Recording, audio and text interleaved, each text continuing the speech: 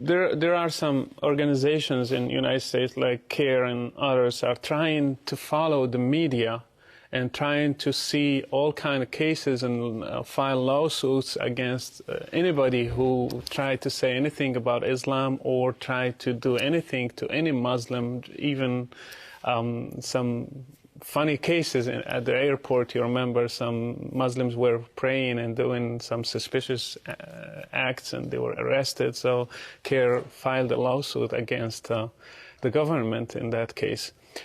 So these organizations, what do you think their agenda in the United States? Oh, well, it's very clear, really. The Council on American Islamic Relations, or CARE, it is an organization that is in every sense trying to destroy American defenses against the jihad, and to render it impossible in every way imaginable for Americans to resist the advance of Sharia and Islam in the United States. But it seems like a peaceful organization. It's a very clever organization, although perhaps not as clever as they may think. It is an organization that bills itself as a Muslim civil rights organization. And unfortunately, one of the main causes, the main sources of its power, is that the mainstream media, for reasons of its own, universally goes to CARE for quotations about Islam, for quotations about comments on various stories regarding Muslims, and never does it identify CARE as anything but a Muslim civil rights organization. Never.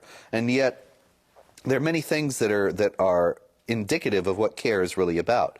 In the first place, it has been named by the Justice Department as an unindicted co-conspirator in the Holy Land Foundation Islamic charity case. The Holy Land Foundation was, a few years ago, the largest Muslim charity in the United States. And has since been shut down because it was funneling the charitable funds to Hamas, the Islamic resistance movement in Israel, that is listed on the State Department's list of terrorist groups. And of course, it's illegal to give money to terrorist groups, so Holy Land was shut down. CARE had a button right after 9/11 on its website saying, help the victims of 9/11, and you would click and give money, and the money went to the Holy Land Foundation and to Hamas. And that wasn't enough reason to shut them down or something, to take legal action against them? To take legal action against CARE? CARE is being investigated right now by the FBI. The outcome of that investigation is not yet determined, and I would hope they will be shut down eventually, and I think they will. But they've been given a free pass for a very long time, and great influence and access at the highest levels in Washington because of ignorance about Islam, political correctness, and fear. They have several offices in all United States. Where do they get the money from? They have received funds from the Saudis in the past. There are some indications that that is not a steady stream. There was a young man who converted to Islam and became an intern at CARE, and he was actually just gathering information, and he wrote a book, Muslim Mafia, which came out a few months ago, and he found that they actually were having money difficulties and not being able to get a reliable source of income from the Saudis, but they have received money from the Saudis for particular initiatives in the past. Several of their officials have been arrested for various terrorism-related activities. Several of their officials also have made statements about how they want to see Islam become the only government in America, the Quran the only law of the land.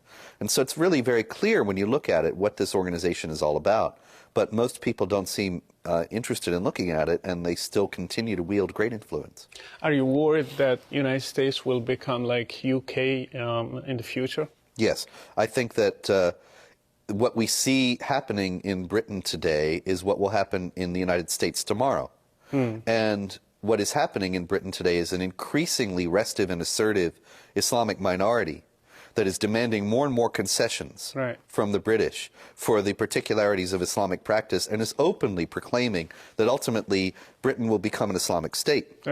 And we will see that in the United States. We're already seeing a great deal more of that kind of thing, that kind of assertiveness and insistence that Americans must make special accommodations for Islamic law. And so there's only going to be more of it because nobody in authority seems interested in stopping it.